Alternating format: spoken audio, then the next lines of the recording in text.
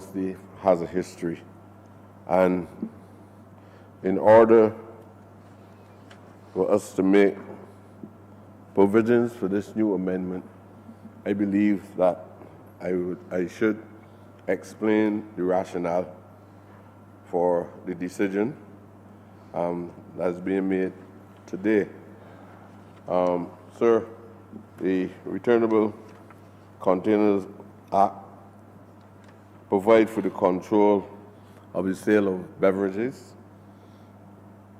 in the beverage containers, the payment of a deposit on beverage containers, a refund for the return of those containers, and the final disposal of unused and usable containers. Sir, you all know, everyone knows that there is lots of discussions, not only at the parochial level, but at the universal level on matters related to the environment. Both of these two bills touch on the central point of addressing environmental issues. This debate goes back, especially the life of this dispensation, to 2007. But in more recent times, matters related to environment has taken center stage even over classical economic issues and over legal issues. Almost every subject matter, the social, the economic, and the political implications of the environment is very much part and parcel of what we now call the development of a green economy. And in addition to environmental issues, these things have great impact on matters related to health. But they obviously, we find it most offensive at the level of the environment first, before it then finds its way into a major issue for the Ministry of Health. And that's why in recent times you would have heard about the debate emerging based on the manner in which we dispose of waste. From as far back as 2007, the then Act, which emerged, proved to be a very important instrument in the removal of some recyclables from the waste stream as a monetary value. And it was attached to these containers, what we call plastic containers of various size, thereby resulting in the disappearance of certain beverages containers familiar seen across the island. The RCA also led to the growth of an industry, which the majority of bodies are concentrated in mangrove, in that area, where the government facilitate the development of these bodies. Although the expansion of the RCAs has not yet occurred, there have been some removal of plastic, metals. And you know that we move white metal, we move derelict vehicles, paper, cardboard, and glass through the efforts of local waste brokers. And we are facing some challenges at this time as well, because in many cases, in order for these companies and these industries to survive, they have to depend on an external market. Not so much what they can recycle here, but on an external market. It is hoped that by formalizing the amendment to the Act, that there would be an even greater amount of separation of recyclables from the waste stream. If we can reduce that, we will be able to reduce the amount to waste that has to be collected and waste that must be transported, and in the limited trucks which we have. And I will soon have even greater news for you in relation. We have at present 2 more new trucks, and by this time next week you will have 10 more new trucks, and early in the new year 10 more new trucks. So we are on our way. So, but we could not expect the So in total, impossible. you're having how many trucks in all in the next 2 months?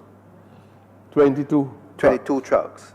All right, 22. But we will go up to 29. Okay. Because we are already in possession of 4. Of 7 trucks. Right. Sir. So we'll go up to 29. But we'll have additional equipment Right. to complement the trucks as well. And that would at least ensure the sustainability of the labor force which we have, and probably a few more people might be able to get into the labor force. So we have applied all the methodologies of efficiency, but you will now see the effectiveness of the efficiency. Right. Because one can appear to do all that they can, but if you don't have the resources, Right. don't care how efficient you appear to be, Right. you cannot be effective. So as a result, we should be on our way. So we therefore should be expanding the life of we would also, as a result of this amendment, we would be able to expand the life of the landfill at Mangrove as well. Because the recycling of these returnables, and I'm not even talking about refining in terms of turning the materials into particles, but with the reusing of the containers, and also being compensated for the use of the containers, be a reuse of the containers as well. So you return bottles, and the bottles can be reused again. And in some cases, some of the recycling companies, it depends on where the economies of scale is most favorable to the industries. Those people might be able to use them, and if they find external markets for the recycling purposes, that's where they put the plastic through the machines and so on, and reduce the plastics into small, I call them particles, and probably Minister Simmons might be able to enlighten me of a word which is most appropriate. The action of the players in the recycling industry result in the waste brokers handling as much as 400 tons of material per day that is diverted at source. The Cabinet of a meeting as far back as 2007 agreed to a number of recommendations and aim at developing a viable extended recycling program for Barbados to complement the other components of the integrated solid waste management program and significantly contribute to the reduction of waste sent to the landfill. And you know, in the interim periods since 2007, this government came to office in 2008, in 2018, and we had to rescue the country from the state that it was in. The SSA is no different to almost every other institution in this state.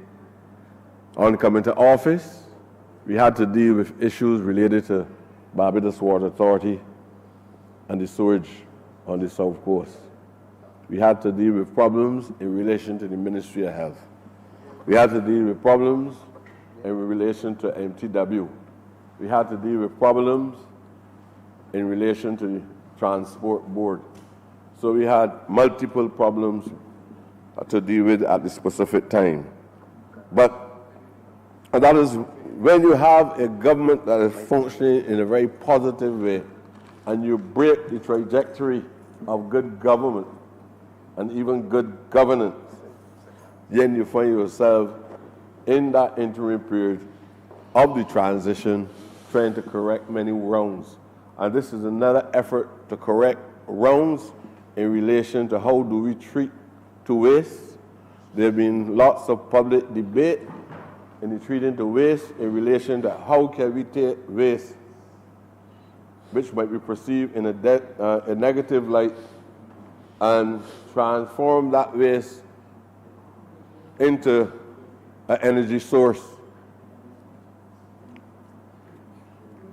So while people were condemning it, we had to come up with refined modern thoughts with whatever little we had or we have at present available to us on what best we can do with the waste which we have across Barbados.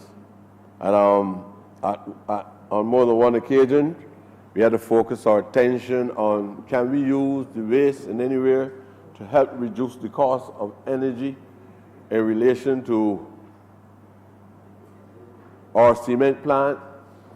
Can we use waste in the form of tires to see if we can integrate it into the asphalt in the road works of Barbados?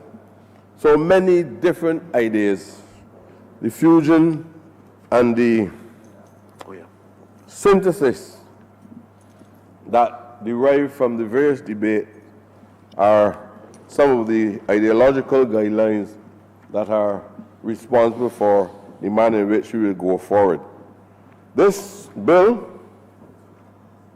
sir, or these two bills, and I will speak specifically on the Returnable Container Act. These two bills and the Returnable Containers Act would be, while it might appear to be a simple change of a word within the bill,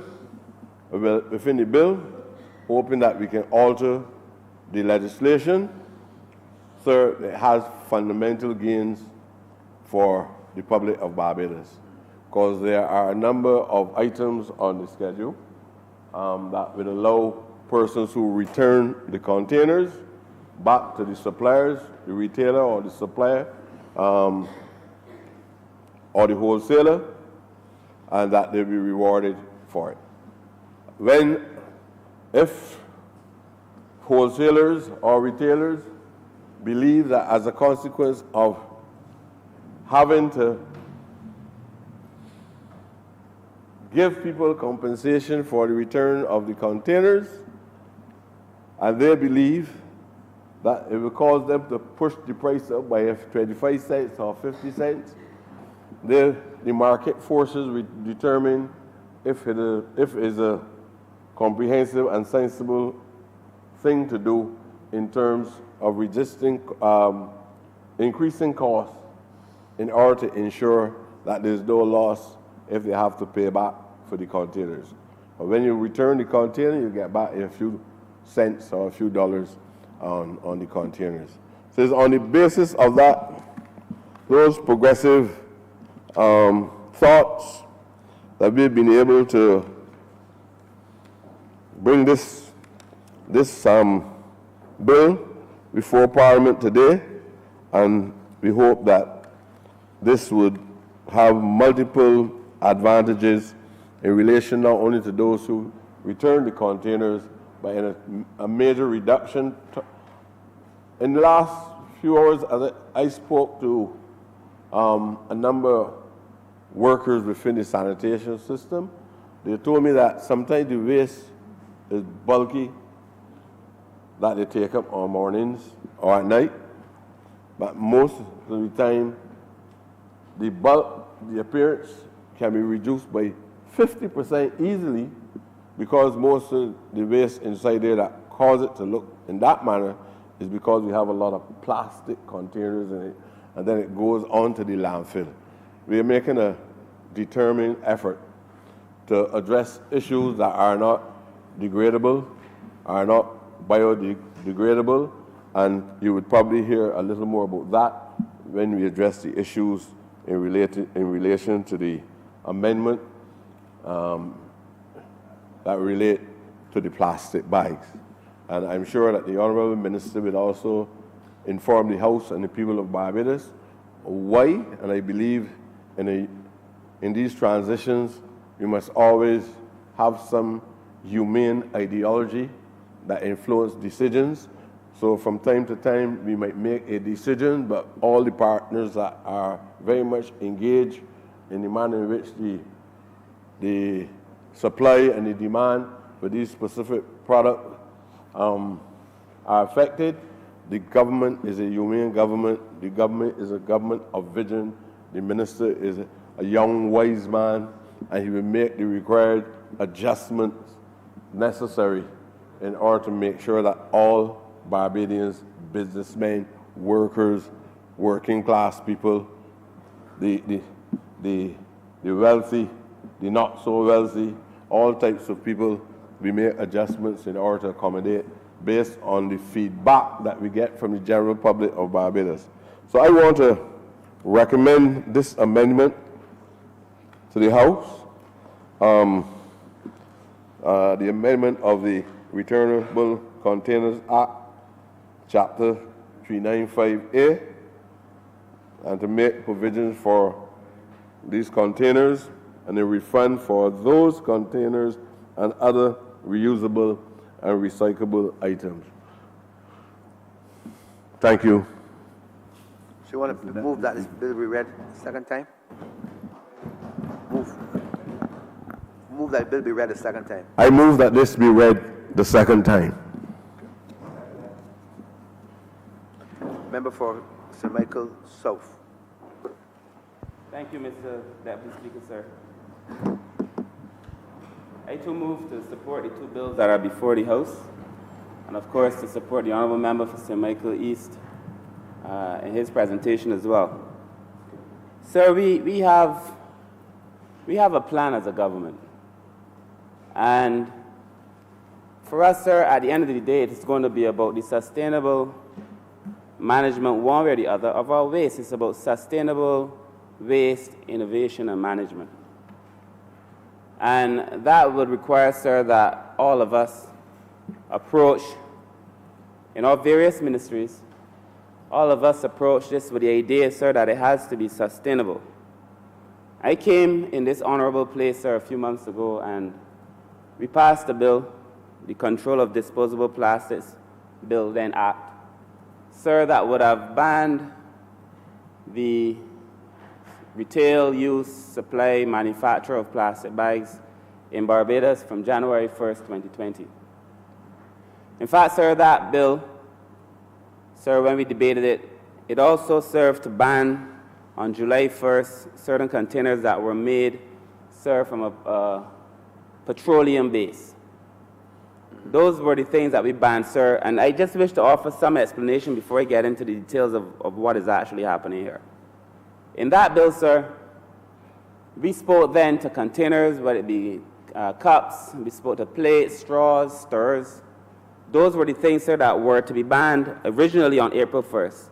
Having spoken to the importers, we gave an extension of 3 months to allow them to get rid of their old stock after consultation with the importers. But in that act, it would have meant, sir, that plastic bags, because plastic bags were never banned in Barbados, plastic bags were to be banned on January 1st, 2020, petroleum-based plastic bags. But having met, sir, over the last few months with the manufacturers, sir, of plastic bags, the manufacturers, this has nothing now to do with importers, these are local manufacturers, local business, sir, who employ Barbadians. We had conversations over the last few months, sir, and we encouraged them to move toward an organic resin that would, when the bag is disposed of, would deteriorate, sir, into an organic state or biodegrade. They said initially that it would be difficult and that perhaps they would not be able to do it. That their factories, sir, were not constructed or built with a view to using this organic resin, and it would perhaps put them out of business. But that over the last few months, sir, they made a lot of effort, sir, to be able to retrofit their factories, to be able to make these plastic bags, sir, from an organic resin. We met with them in November. January 1st was to be the ban day on manufacture. We met with them in November. The three major manufacturers of plastic bags, sir, the same ones who said that they could not do it, have all now brought their factories and their production processes to a stage, sir, where they are able to manufacture plastic bags in Barbados from an organic resin. What that has done, and by the resin I mean the base by which the plastic bag is made, what that has done, sir, is that has put Barbados in a position now where Barbados is ahead of the rest of the other Caribbean countries. In fact, if we stayed the course, we would find ourselves ahead of a lot of the world because we've now been able to make these plastic bags. So there's 30 bags. They look good. They could carry the weight, sir, and they're not going to contribute, sir, to that which we are trying to solve, which is the pollution, sir, of our ocean space in the long run. Indeed, sir, I would suggest that these manufacturers really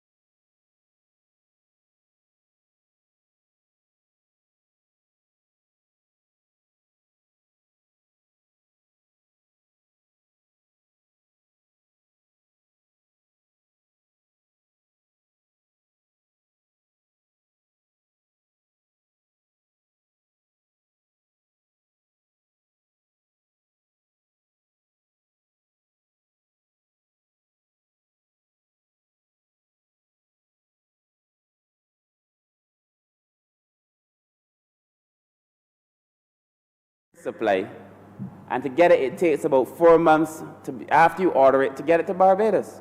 So we are giving them the opportunity, sir, to get the bags, and in the meantime, allow them to continue to produce. But on March 31, 2020, come the 1st of April 2020, no such bags from a petroleum base will be allowed to be made in Barbados. But sir, this whole conversation, whether it is the Returnable Containers Act, the amendment that we are making, sir, or whether it is the amendment that we are now making to the Control of Disposable Plastics Act, sir, this whole conversation really is a climate change conversation. It is about Barbados, sir, doing what it has to do, sir, to lead the narrative on climate change, as I believe small island developing states must, as I believe that the Caribbean must, and as I believe that Barbados must. It is about repositioning ourselves, sir. But it is also, in my mind, a conversation about governance, so that we take charge of our own domestic affairs, even within the climate change conversation. Sir, I heard the opposition leader speak earlier about our parliamentary mandate being driven by the international environment, which is not really true. It is about us taking charge of our affairs in an international environment that is changing. The international environment is changing, but we have to take charge of our own domestic affairs, even as we seek to be international players. And so how do we wish to manage our affairs? How does Barbados wish to be perceived on the international stage as a nation? I would not, sir, be truthful to myself if I were to suggest that these challenges are less than formidable. We are dealing with really complex issues, all of us, sir. But what must be our response to this reality, sir, that we face? It is not going to change if we cower, if we bury our heads in the sand. Tomorrow, sir, the world is not going to wake up and say, well, Barbados has buried its beautiful head in the sand, and therefore we would allow them to continue to make petroleum bags. Sir, we cannot say that come September next year, when the hurricanes are raging, sir, and that those of us who live in the Caribbean find ourselves being battered and bruised, that if we determine that we ain't doing anything, that the storm's going to miss Barbados. All of us, sir, must play our part. And when we go on the international stage, we say to the world, look, we have done nothing to cause this climate change, but we are doing everything in our power to prevent it. And that, sir, is what leadership looks like. And the reality is, sir, Barbados, unfortunately, in the last 10 years, did not have this conversation with the people. So it seems as if the government of the day is coming into office and doing all of these things in a hurry.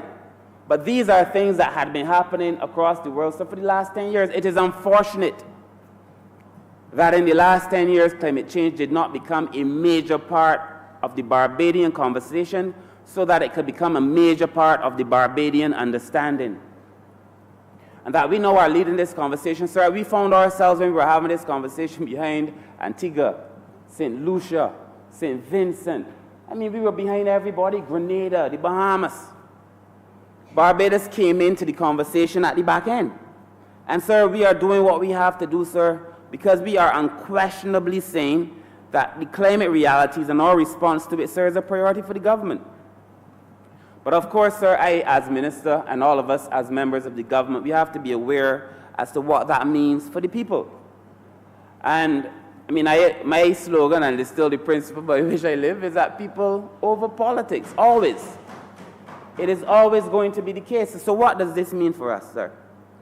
Sir, all over the world, not only here, all over the world, when you're talking about energy transformation, when you're talking about changes in manufacturing, changes in agriculture, the Honorable Member for St. Philip South will know what I mean, and forestry. So, sir, these industries employ millions of people in their existing traditional state. So every time we talk about making changes to it, you are potentially talking about affecting the lives of millions of people. In Barbados, there are not millions. In Barbados, there are hundreds and thousands of people who are involved in agriculture, who are involved in fisheries, sir. And when we talk about these things, sir, we are talking really and truly about affecting their lives. But, sir, at the end of the day, there is now a new idea, sir, that the transition must be a just transition. That when we move from one reality to this new reality, that it must be a just transition. And what is happening across the world is that trade unions are saying as the world changes, as the world evolves, there are consequences for people, there are consequences for labor. The Honorable Member for St. Peter understands there are going to be consequences for labor. So the trade union movement is arguing that there has now to be a just transition. We are saying, sir, that there has to be a just transition. We understand, sir, that even as we build out our new economy, sir, whether it be in the digital space, sir, whether we innovate in agriculture, sir, that there has, whether we do it in the creative economy, there has to be a just transition so that we take care of the people who, sir, will be on the front line of the adjustment. And therefore, sir, anything that we seek to do will only make sense, it will only be sustainable if it is done in a balanced way. So when we came and we said, sir, that the manufacturers of plastic bags have retrofitted all of their factories, are now leading the regional conversation on the manufacture of plastic bags from an organic resin. When I say to you, sir, that there are hundreds of people in Barbados employed in the sector, and that they need a few more months to fine-tweak where they are, so that they are in a position, sir, to lead the way.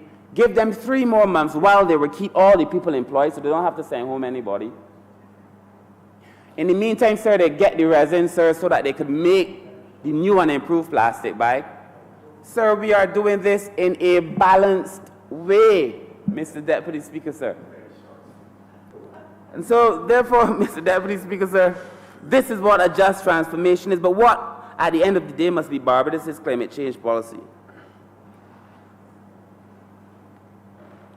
Sir, it would be a crying shame, I think, if at the end of all of this, sir, that we do not recognize the need for Barbados to innovate itself out of these challenges, to develop homegrown indigenous responses, sir, to deal with these challenges that we are facing, to not have to rely on the international environment, sir, to give us some kind of recipe to the situation we are in, sir, to create for us a cure that we can develop in-house, in Barbados, an indigenous response, sir, that will lead the way in much the same way that these manufacturers are now developing plastic bags, sir, built from an organic resin, sir, that will be, when tested, sir, the pride of our country.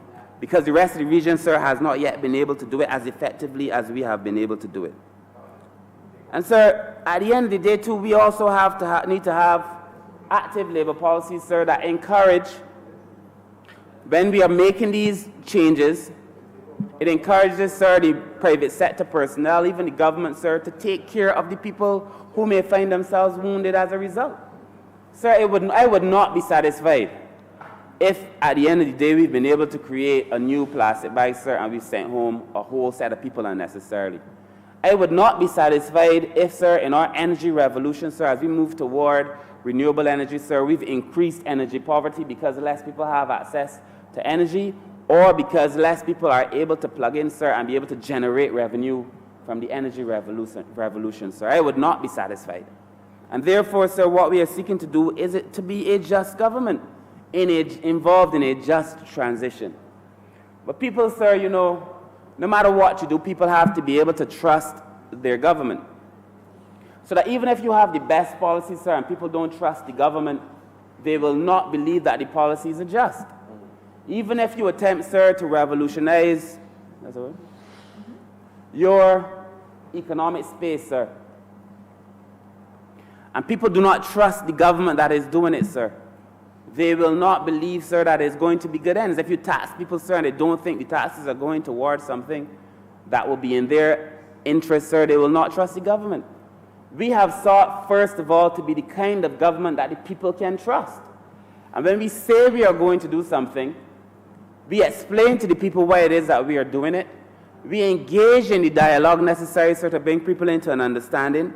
And if the circumstances around us change, we are mature enough to come and say, look, having spoken to the people over the last year, although I must tell you, when we implemented the ban on plastics on April 1st, 2019, on the containers, it was the persons who import the containers who gave me the date. I did not invent the date. When we started this conversation in September, they said, Minister, if you give me 6 months, I can get rid of all of my old stock. So when you're going to do this ban, we support a ban on plastics on April 1st, 2019. But by April 1st, 2019, sir, they had not gotten rid of the stock, so they asked for 3 more months. It was the manufacturers, sir, of the plastic bags who said to me and to the ministry, Minister, give us a year. If you give us a year, we will in that year endeavor to retrofit our factories to do the necessary so that we could evolve in the entire space. Now, having spoken to them again, sir, and they said they need a little bit more time, we gave them 3 more months. But that this is the first extension on plastic bags, sir, but that I believe it will put Barbados in a position where we are leading the world, sir. And the question is obviously that the government is competent. Everything that we've done has shown that we are competent. But, sir, we also are equally determined to show that we are just in all that we do, sir. So we are competent and we are just. So that as part of this just transition, sir, having spoken to the people who are involved in the industry, sir, we made the amendment. And, sir, at the end of the day, effective implementation is going to be necessary. We have to make sure, sir, that when we say that there is a ban, that there is a ban. When we say that we're going to encourage the private sector to be able to generate the kind of knowledge and know-how, sir, to be able to lead the world, so we give them the necessary support. And, sir, when we say, for example, that you shouldn't be throwing boxes and plastic bags, first of all, you shouldn't be throwing them nowhere. But when you see people throwing them through windows, when you're driving behind cars, when you see people in the public transportation, in which it happens frequently, throwing their bags through the ZR and the minibus and the government bus windows, sir, you know something is wrong. There is nothing that we can do, sir, to stop people from doing that kind of thing, sir. We could put it into law, but you're a grown person. You must know that throwing a bag through a window is wrong. So what do we have to do? Because we've been talking to you about it, sir, we're going to make sure, and the Prime Minister spoke about it over the weekend, you have to take care of the space that is yours, or you will face some stiffer fines. We are saying, sir, we're going to increase the penalties, sir, when it comes to persons who are doing things that they should not do. And, sir, there's a whole series of amendments to be brought here next year in relation to this, sir.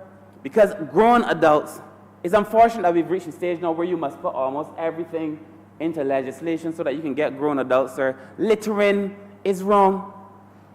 Do not throw your cups and your plates and stuff through the window. Do not leave them in the park after your picnic. I have seen pictures of persons dropping the biodegradable cup, sir, in the park. The thing is that once you leave it, eventually it will go back into a natural state, sir, and it will not hurt the environment.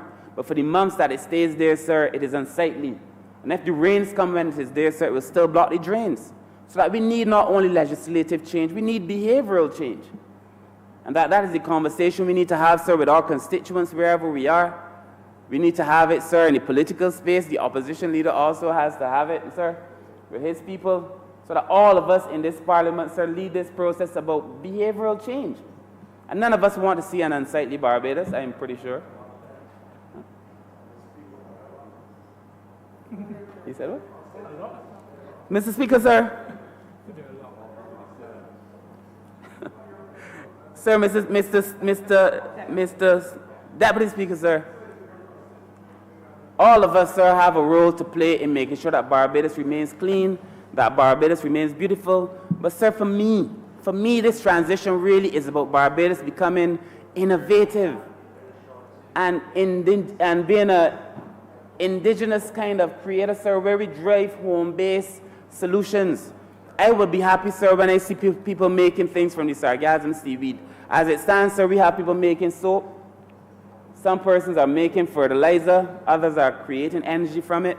I want to see more of that. I saw an article, sir, this weekend that a St. Lucian company that makes fertilizer is likely to make X amount of money, sir, from the fertilizer made from sargassum. But I know that the science in our seaweed fertilizer in Barbados is fantastic, and that there's no reason, sir, why we couldn't be making the same amount of money, why we couldn't have those homegrown solutions, sir, and selling it to the world. But, sir, we are constantly in conversation with the private sector. And, sir, if it is, sir, that we must come here, sir, to get a sustainable solution, we must continue this dialogue, sir. And if the persons involved say to me, sir, legitimately, because I know, sir, that they have done so much in the last year to be able to retrofit their factories and to do the necessary. If they say legitimately, just give me a little bit more time, sir, I am going to do it. And some people may say, sir, that, you know, you don't look stern, you make you look foolish. Well, sir, let me look foolish if it helps Barbados to act wise.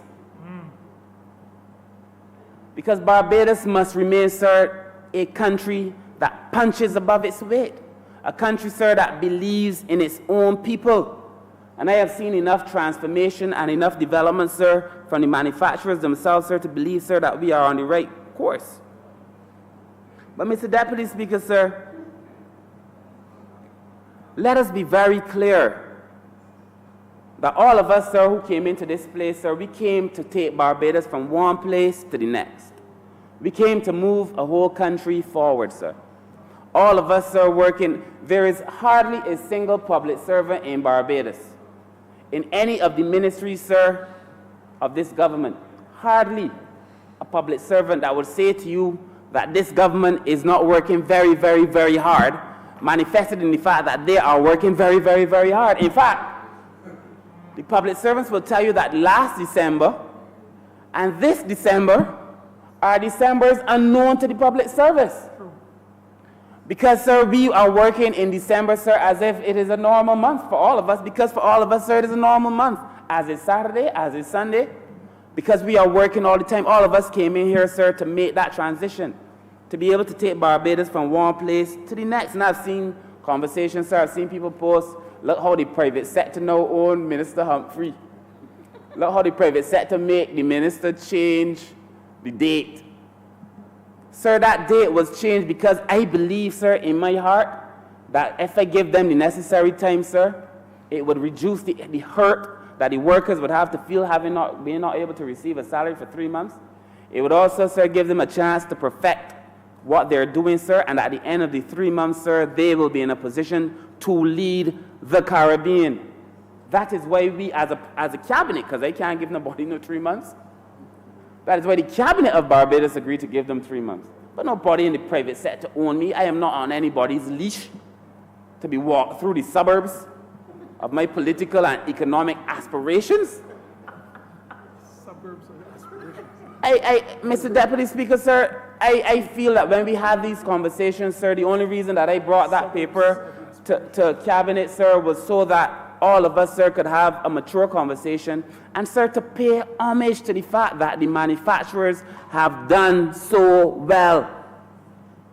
They have done extremely and exceedingly well, sir. And we have to tie this in, Mr. Deputy Speaker, to what the Honourable Member for St. Michael East is doing. When we came, sir, the Returnable Containers Act only spoke to beverage containers. Well, that's what it said. It said in the act, sir, beverage containers. In fact, Mr. Deputy Speaker, sir, that would have limited us entirely. And we have now amended the act to include a separate sealed glass, metal, aluminum, steel, or plastic bottle, can, jar, carton, or other receptacle, which may consist of other materials that are recyclable or reusable. So that the overall plan of the government, sir, all tied together when you look at it, sir, I believe these are like little pieces of art, sir, that when it come together. Have you ever seen, Mr. Deputy Speaker, sir, sometimes when these new age artists are painting, you see this kind of very abstract thing and you can't figure it out until they apply the finishing touches, and then you can't believe, sir, the beauty that is before you. When you see the pieces that we are all putting together, the Honourable Minister of Energy, sir, what he's doing, what agriculture is doing, what the Honourable Member for St. Michael East and Environment is doing, and I dare say what the Honourable Member for St. Michael South is doing too. But when we put this all together, sir, and you see what we are doing to transform the environment, Barbados will be cleaner than it has ever been. Barbados will be producing more indigenous material than it ever has. We will have more people, sir, involved in the sector than we've ever done. We will have a new and transformed Barbados, sir, committed to renewable energy, sir, doing our part to reduce the damage that has been done to the climate, sir, and advancing an argument to make Barbados the greenest, bluest country in the region. Mr. Deputy Speaker, sir. Yeah. That is the direction in which we are going, Mr. Deputy Speaker, sir. So I have no issue, sir, granting an extension that was asked of me by the manufacturer, sir, because it allows them to do what they have to do. But I do see the big picture. And I do know that unless we engage in a just transition, that there will be a significant amount of hurt, sir, that we will not be able to overcome. That there will be a number of people, sir, who are unnecessarily and without any real reason, sir, dislocated or hurt, sir, when a sensitive, caring government just needed to give them a little bit more time. And, sir, Mr. Deputy Speaker, sir, I believe, I do, that Barbados can go back easily to being the #1 country in the Caribbean in terms of how clean we are. You know, people now compare Barbados to the other countries. Have you been to St. Lucia, they say? Have you seen St. Lucia? Have you seen the streets now even in St. Vincent? Somebody went to Guyana, and they told me when they were by the bridge, what do you call the seawall? That once upon a time when they looked over the seawall, it was so nice. Now the seawall is not. And they were making the comparison to town, Bridgetown. Have you seen Cuba? So people are comparing Barbados to other countries, sir. So as part of our tourism product, we know that Barbados has to be the cleanest country in the world. As part of who we are, though, beyond trying to service somebody else, because we are being true to who we are as a people, sir, Barbados has to be the cleanest country in the world. Because we all grew up understanding the basic concept that cleanliness is next to godliness. And we have always been a God-fearing society. The Honourable Member for St. James Central understands what I mean. I meant St. James Central, sir. But, sir, I want to be part of the process, sir, that gives our people the edge.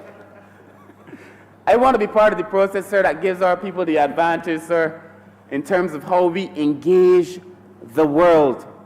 Mr. Speaker, sir. Mr. Deputy Speaker, sir. I have a situation, as you know, Mr. Deputy Speaker, sir, with the sargassum seaweed. It is for me, sir, every March or so when it really intensifies, sir. It is one of those things, you clean a beach today, by tomorrow, the beach is again loaded with sargassum seaweed. That has to become part of our circular economy. In as much as we do it with plastics, we have to be able to do it with the sargassum.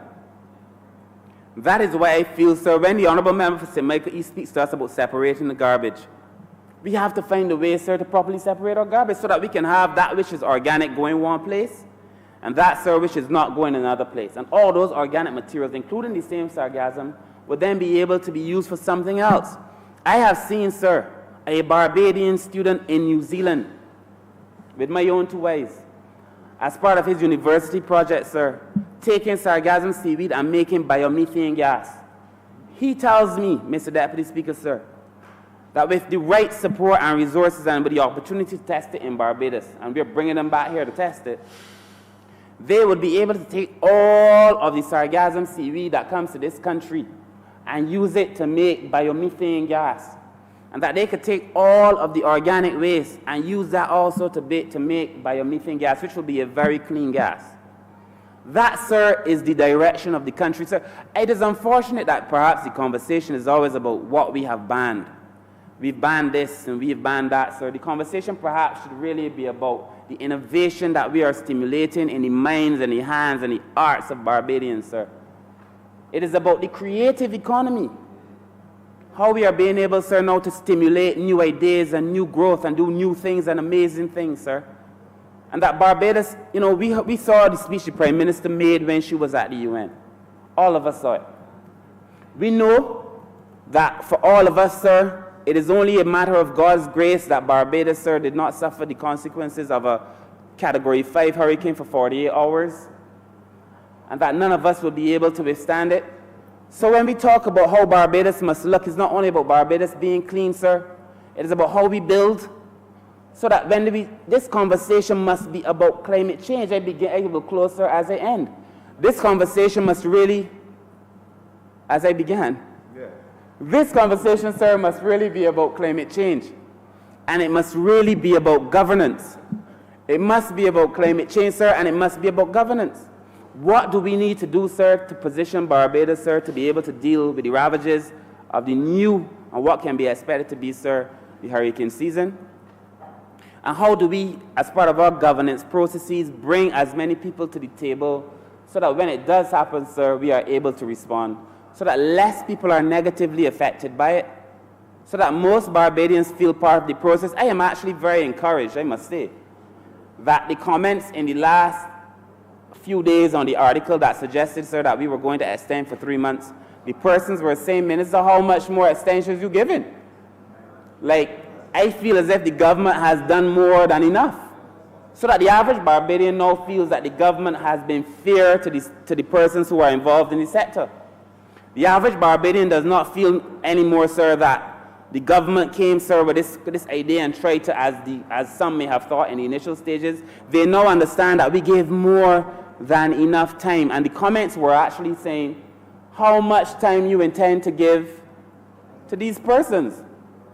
They actually came to the side of the government and are saying, well, they don't give them more extensions. But the extension that we gave, I must say again, this is the first extension that we are giving to the manufacturers of the plastic bags. There was none before. This is the first.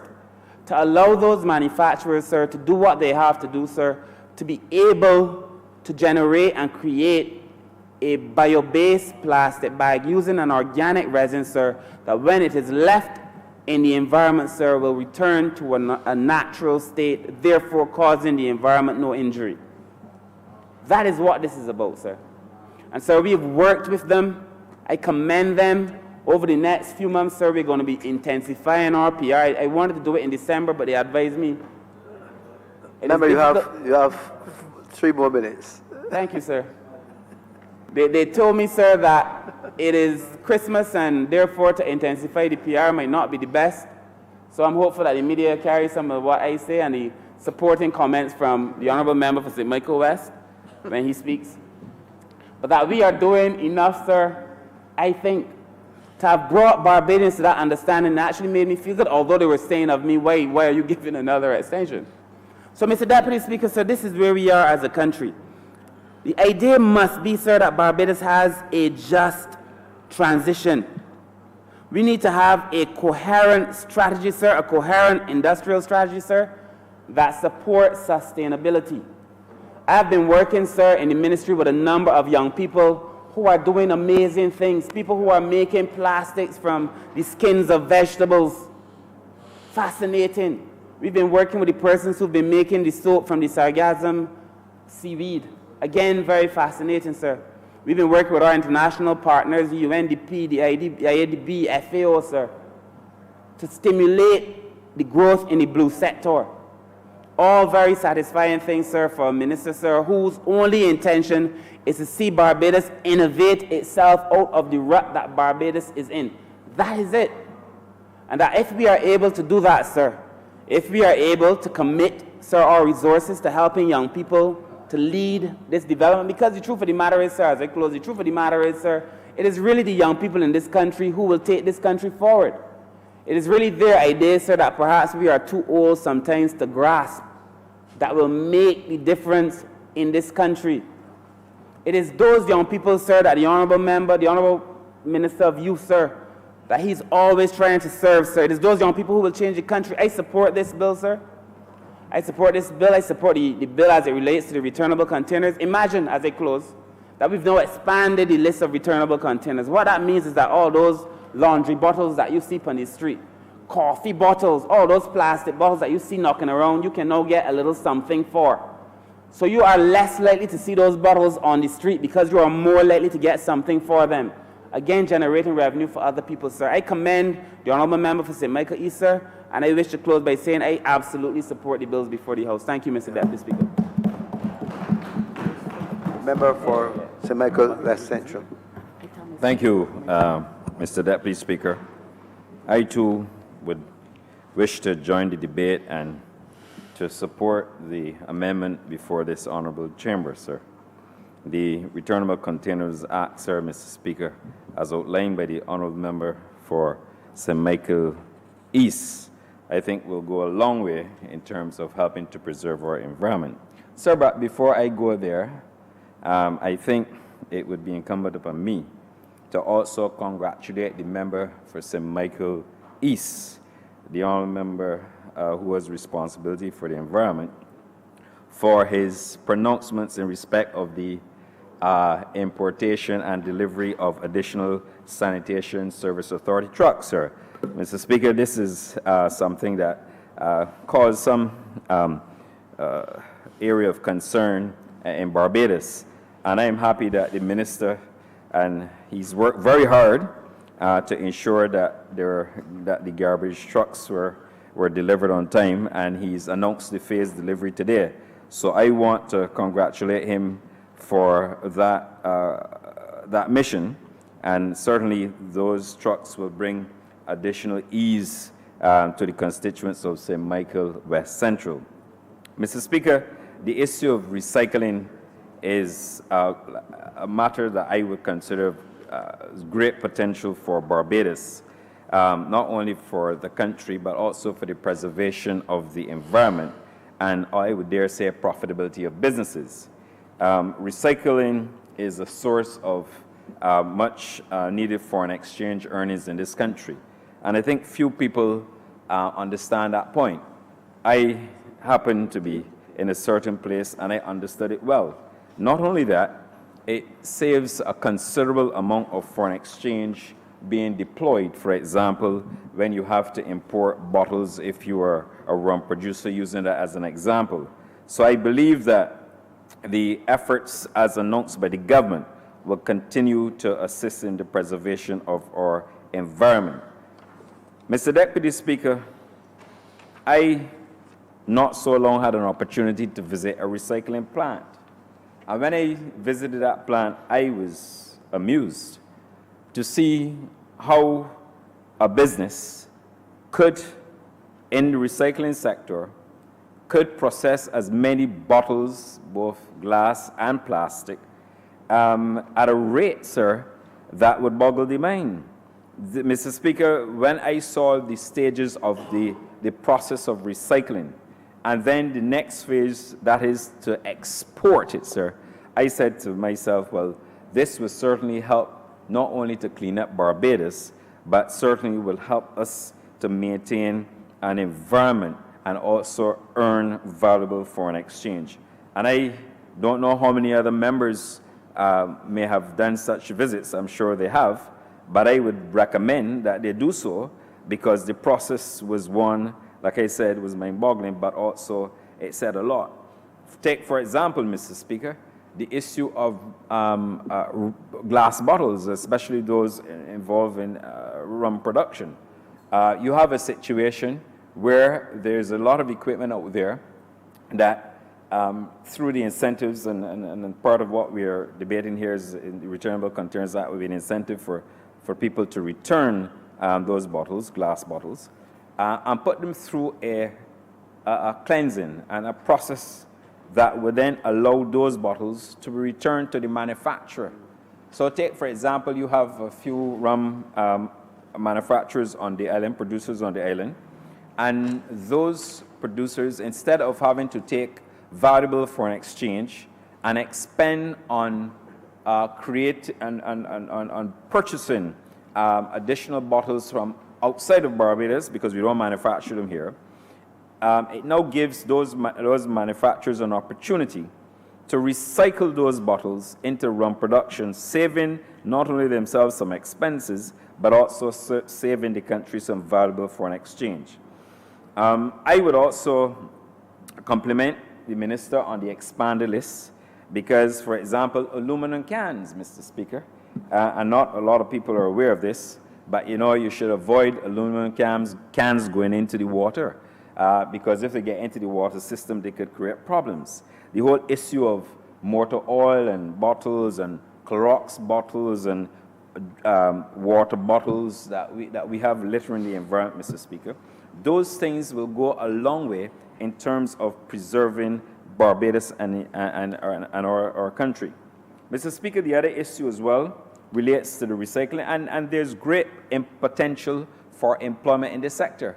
Again, having visited the plant, I saw the number of persons who were involved at a very small scale, but when I saw the numbers involved, those who work directly and those who work indirectly, it has created a lot of employment, especially, Mr. Speaker, for the small man. I also believe, sir, that when you look at the equipment utilized in this sector, I think, for example, the time has come, really, for us to consider duty-free concessions for recycling plants in Barbados. They have a lot to offer. They do a lot of work. And when you see the equipment and the cost of equipment employed to preserve our environment, I think this is one of the areas that we should add to a list of duty-free concessions. I honestly believe it. We have duty-free concessions in other sectors, tourism and elsewhere.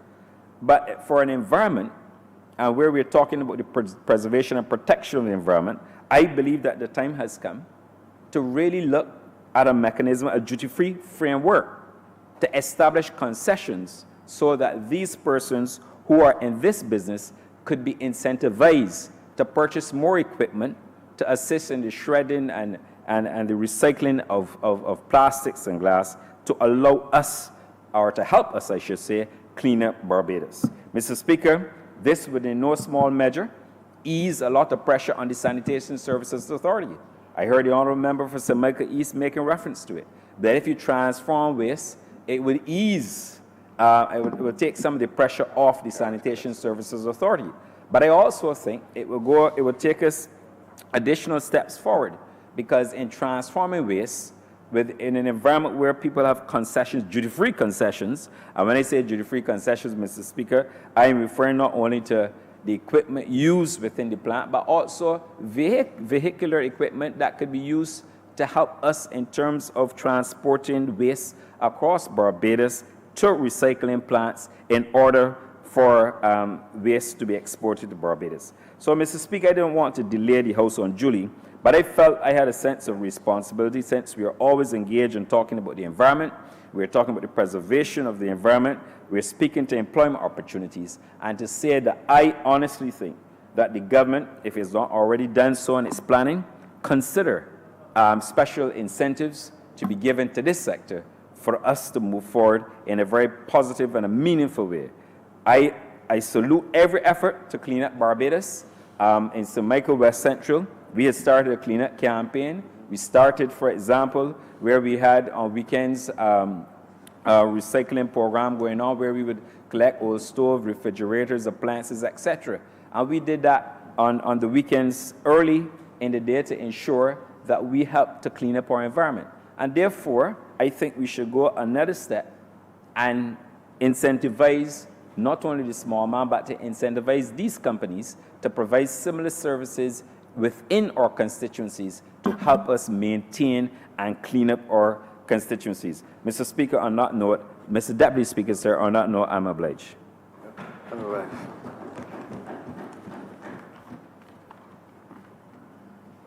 Member for James Central. Mr. Speaker, sir, I really do intend to make a very brief contribution to this debate, but I do so because I think that there's an element of the debate that has been just touched on by my friend who just took his seat, the Honourable Member for St. Michael, West Central. West Central. And it needs to be elaborated on. When I sat on the other side, Mr. Speaker, sir, of the House, in those dark days of opposition, when perennially one heard debates of this nature being defined in the context of handing the country and its economic fortunes in a wrapped package with a pretty blue bow to the people at Cahill. The question I used to ask back then, sir, is, well, I know obviously what is in it, or what was in it for the government of the day. What was in it? Yeah, what was in it? I knew what was in it for then.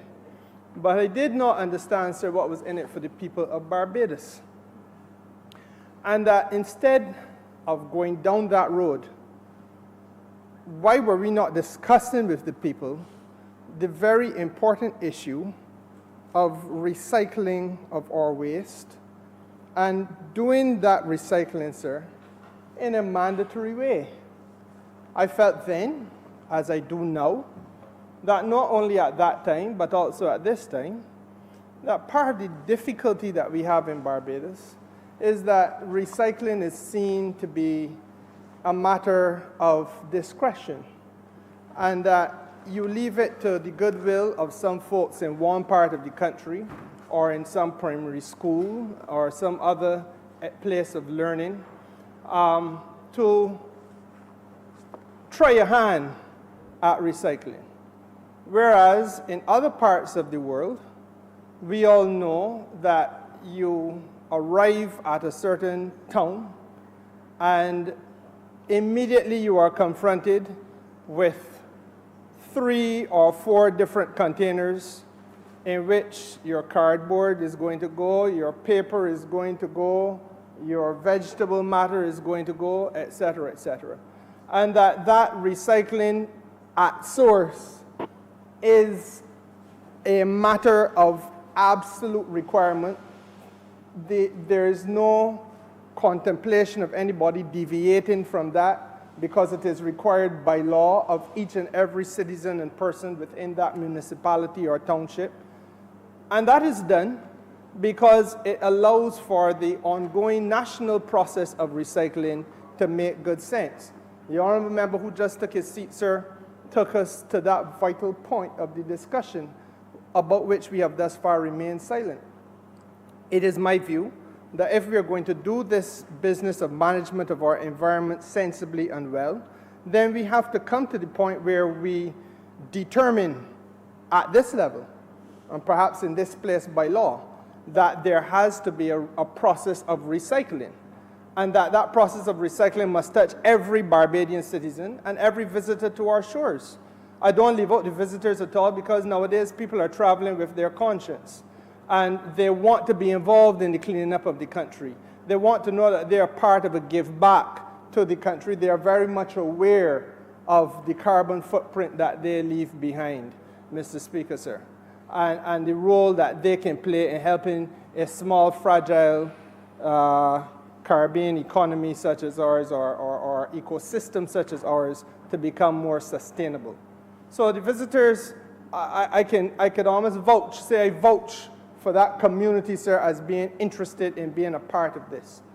But, sir, the question really is, why are we not going to that next step? Now, I believe I know the answer. I believe, sir, that I know that the answer lies in an insufficiency of some of the very same equipment that the honorable member spoke to when he led off this debate, because it's all well and good to say you're going to mandate recycling, but you have to have the necessary equipment that can move the different types of things. And what I entered this debate to do, sir, was to urge my friend from St. Michael East in his wrap-up to speak to the country about these matters, because these too form part of government's policy going forward. I want, sir, for those who follow this House to be able to say at the end of this day that there is a material difference between those who now manage and those who managed before, that we are not just bypassing these fundamental issues, but that we are speaking to the issues, and that we have good reason for going not only at the pace we're going, but in the direction we're going, and in the way in which we're going, sir, with a view towards managing the environment in a more sustainable manner. I don't wish, sir, to trespass on that particular aspect of the discussion, because I think that is something that the minister responsible should be able to speak to. But certainly, it is something that I think the country needs to have the benefit of having sight and hearing of. I am obliged to you, sir. God bless you. Honorable member for St. Michael East. Thank you, Mr. Deputy Chair.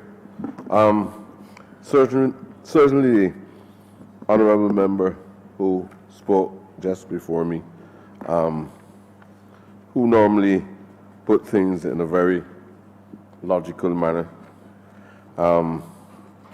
As I indicated before, for the honorable member from St. Michael's South, these are men with fine acumen, and they always apply themselves to answering questions that are never outside of the relevancy of the subject matter. And I am glad that he said that, because it's important that we demonstrate clearly to the general public of Barbados that we are not at the ultimate point of satisfaction with how we are playing to the disposal of waste and the order in which the cleaning and the separation of waste is done. The honorable member who just spoke was correct. The reality is that we first had to treat to the priority of having the amount of trucks to move the waste from the householder to mangrove. Hopefully by next year, we should be in a position to give greater clarity on how we are going to apply the concept of the separation of waste at source. We wouldn't have to wait till it gets to the landfill and have any mechanism up there that separates the waste. But we will separate at source. We will have to put out, and I think the Honorable Prime Minister has been sending some signals to the general public of Barbados about cleaning up the entire nation. Obviously, cleaning up of the waste across the nation is a means of responding to some of the concerns which we have here. Now, if you're going to clean up at source, it means that you have to separate the various types of waste. Right. The municipal waste is there. At present, we are in the habit, and sir, when you were acting in a different role in this House of Assembly, you said you do not legislate a culture. Right. It's not anything that you change easily. And sometimes when we are accustomed to certain habits, It's true. they're not going to change overnight. They're going to educate them. But the separation of waste would require that we have the appropriate containers at every house across Barbados, and that they will separate the plastics from the balance of the waste. The renewables from those parts that I don't. Where the plastics can be recycled, Yes. the plastics can be reused in the circumstances. We have to have a standardized color code That's right. on the bins, so that if you send out a truck to collect the waste, the truck don't take up what is in the red container and what is in the yellow container, and when you're done separated at the level of the house, you dump everything in one container to the back of the trucks, because you'll be wasting time.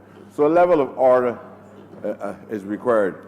But the law can only be applied if the state do what it is supposed to do in preparing itself for monetary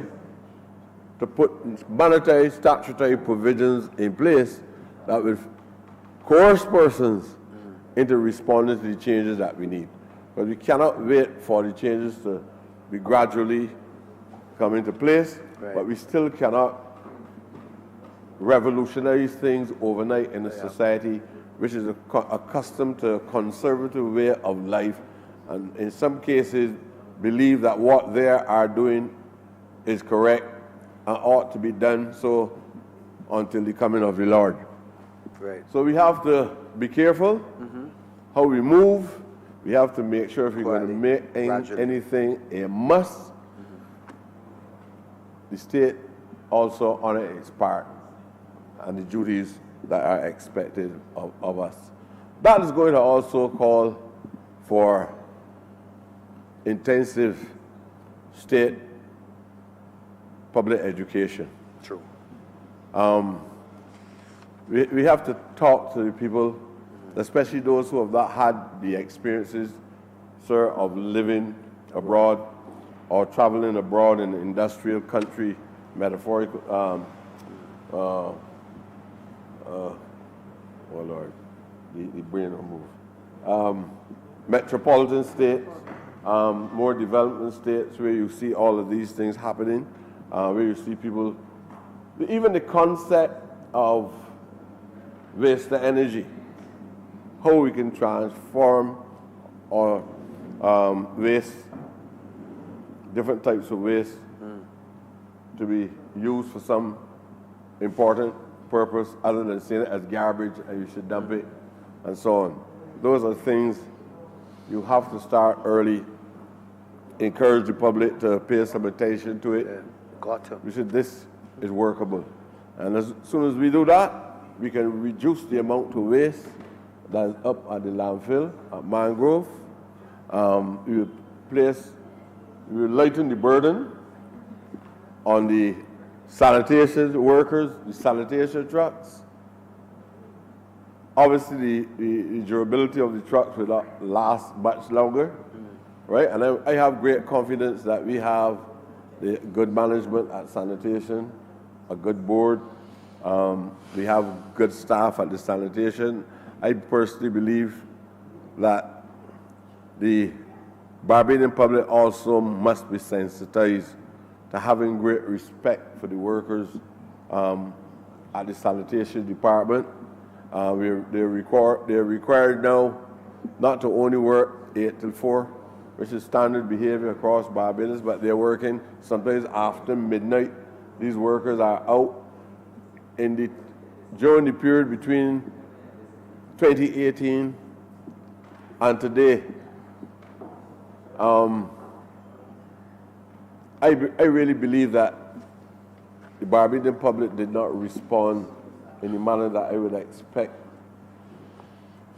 reasonable people to respond to the sanitation workers, right? In the last few months. They came and had to work with 12 broken down vehicles. I mentioned it to the House before.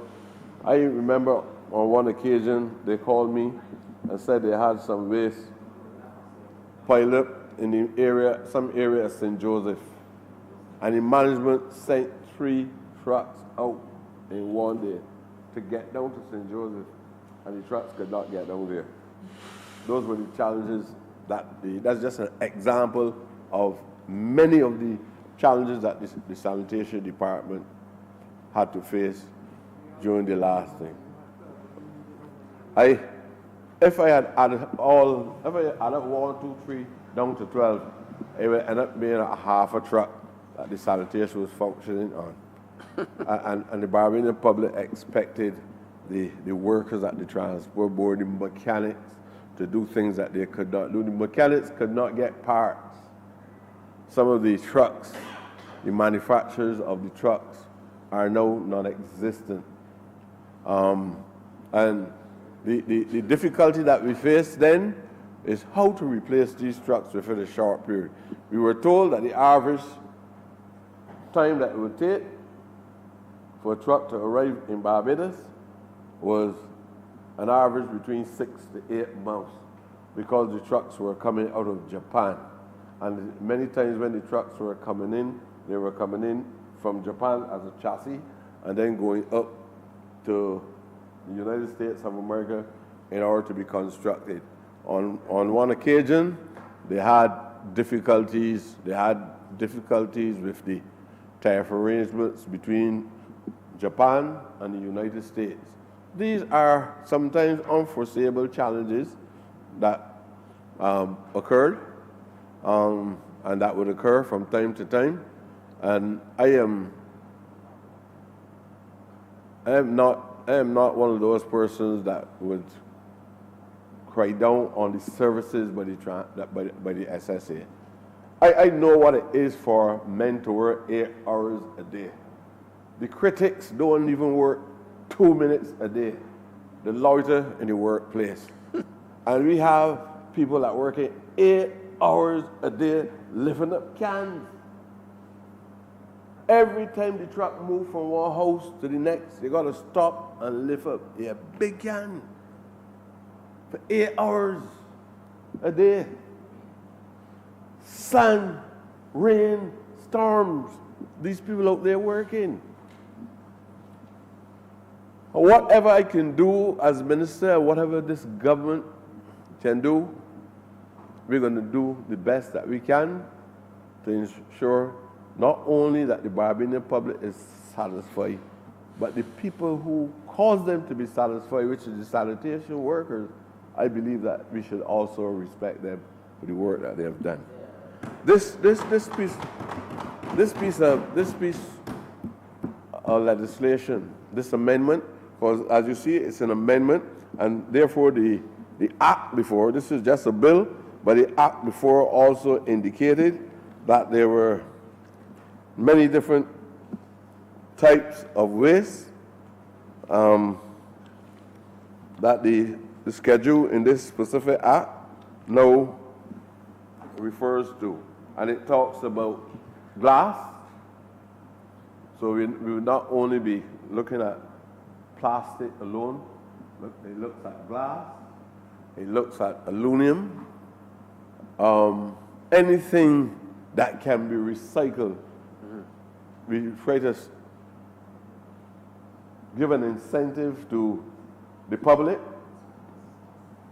to small people, to retailers to go back to the wholesalers with these containers and get a piece of change.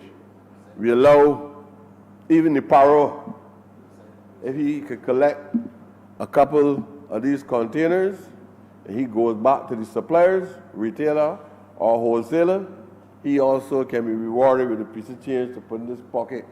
And this is the way how we have to relate to people. We wish that we had a society where poverty did not exist. We wish that we had a society, but as I always say, we are not in utopia. We are in the real world. And wherever we can put in place the social adjustments that can apply to helping the most vulnerable in the society, we will continue to make those adjustments. Sir, I believe that I have given as much clarity to give the justification for the request to this Honorable House. I've called for the support for this bill, and I hope that this bill will be able to translate itself into an act as early as possible. So, on that, sir, I beg to move that you do no. No, beg I that beg be to read move a that the second bill be time. read A second time. a second time. Can we have a second, please?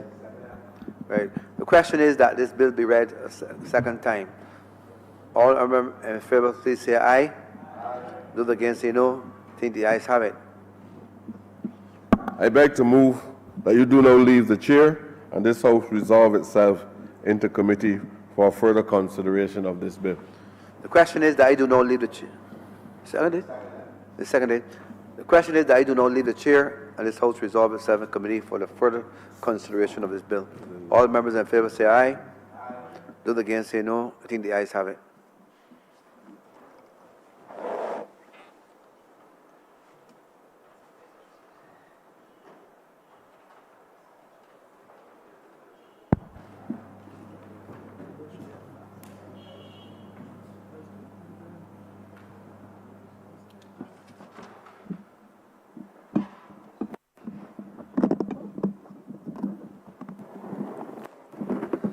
House is in committee.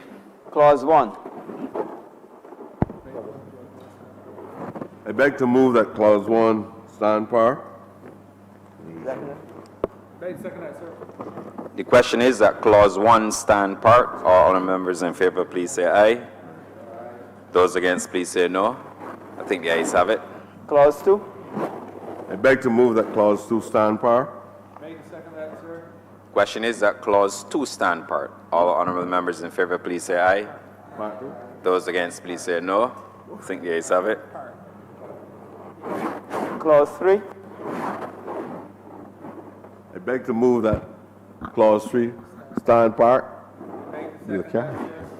The question is that clause 3 stand part. All honorable members in favor, please say aye. Those against, please say no. I think the ayes have it. Clause 4. I beg to move that clause 4 stand par.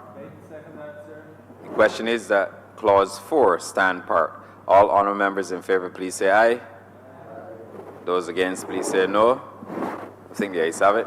Schedule. I beg to move that the schedule to the bill. The schedule be the schedule to the bill. Question is that the schedule to the bill. All honourers in favor, please say aye. Those against, please say no. I think the ayes have it. I beg to move that you do now report to the honorable, to His Honor, the Speaker, for the passing of one Deputy bill Speaker. in committee. The Deputy Speaker of one bill in committee. Mr. Stand, sir. Sorry. I beg to move that you do now report to His Honor, the Speaker, The Deputy Speaker. Deputy Speaker, the passing of one bill in committee. The question is, I do now report to His Honor, the Deputy Speaker, the passing of one bill in committee. All honour members in favor, please say aye. Those against, please say no. I think the ayes have it.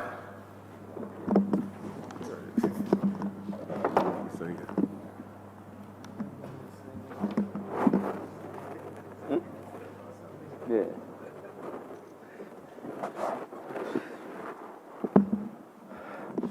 The chairman of the committees have reported to me the passing of one bill in committee.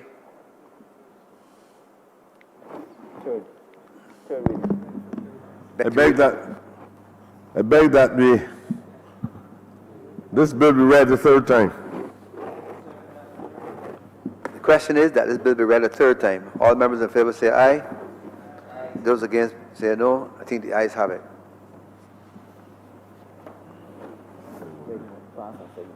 I beg the passing and citing.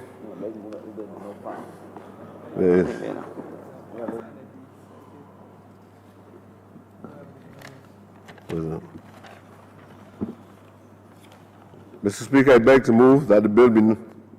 Mr. Deputy Speaker, I beg to move that the bill be now read, be now passed as cited as the returnable container Act 2019. Oh, yeah, that. Make the second that, sir. The question is that this bill is be passed and so cited. All members in favor say aye. Aye. Those against say no. I think the ayes have it. This bill is now passed and so cited.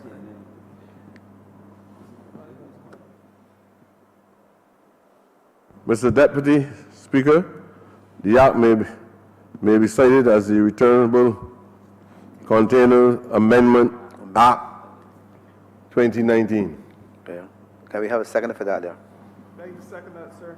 Right. The question is that this bill be passed and so cited. This bill is now passed and so cited. There was a second one that has.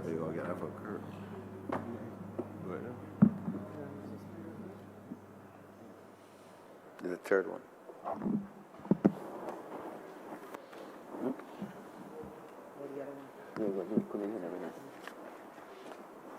Order number 13, sir.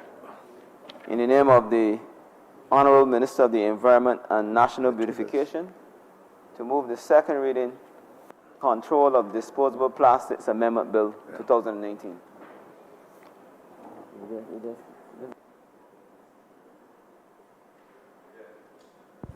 Mr. Deputy Speaker, I beg to move that this bill be read the second time.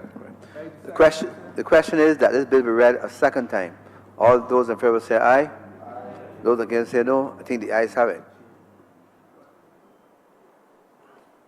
Mr. Deputy Speaker, I beg that you do now leave the chair and the House resolve itself into committee for further consideration of this bill.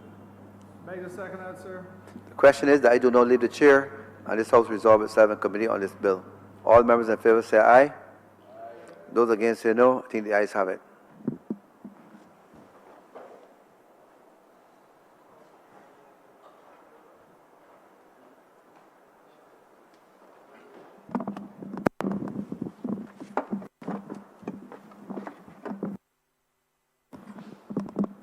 This House is in committee. Clause 1. I beg to move that Clause 1 stand part. Beg to second that, sir. That Clause 1 stand part. All honourable members in favor, please say aye. Those against, please say no. I think the ayes have it. Clause 2. I beg to move that Clause 2 stand part. Beg to second that, sir. The question is that Clause 2 stand part. All honourable members in favor, please say aye. Those against, please say no. I think the ayes have it. Clause 3. I beg to move that Clause 3 stand part. Beg to second that, sir. The question is that Clause 3 stand part. All honourable members in favor, please say aye. Those against, please say no. I think the ayes have it. I beg to move that you do now report to the Honourable Deputy Speaker the passing of one bill in committee. I beg to second that, sir. The question is that I do now report to His Honour the Deputy Speaker the passing of one bill in committee. All honourable members in favor, please say aye. Those against, please say no. I think the ayes have it.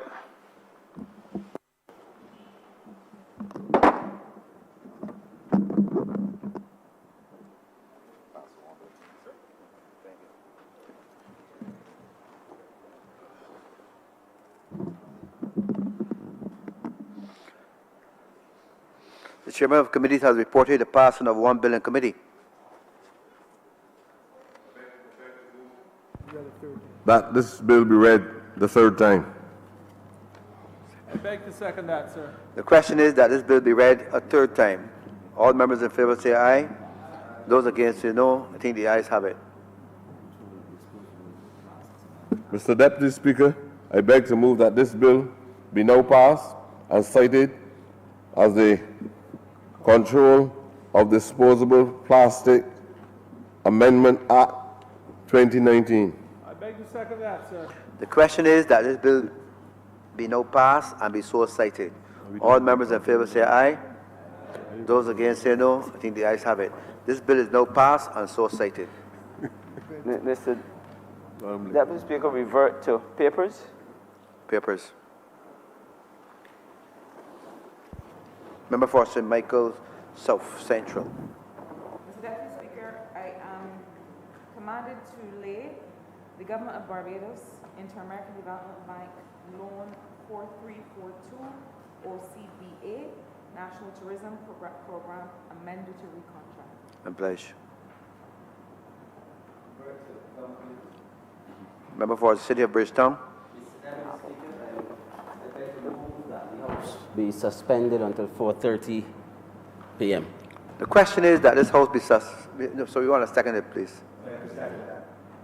Second it. The question is that this House be now suspended until 4:30 today. All members in favor say aye. Those against say no. Think the ayes have it. This House is now suspended until 4:30 this afternoon.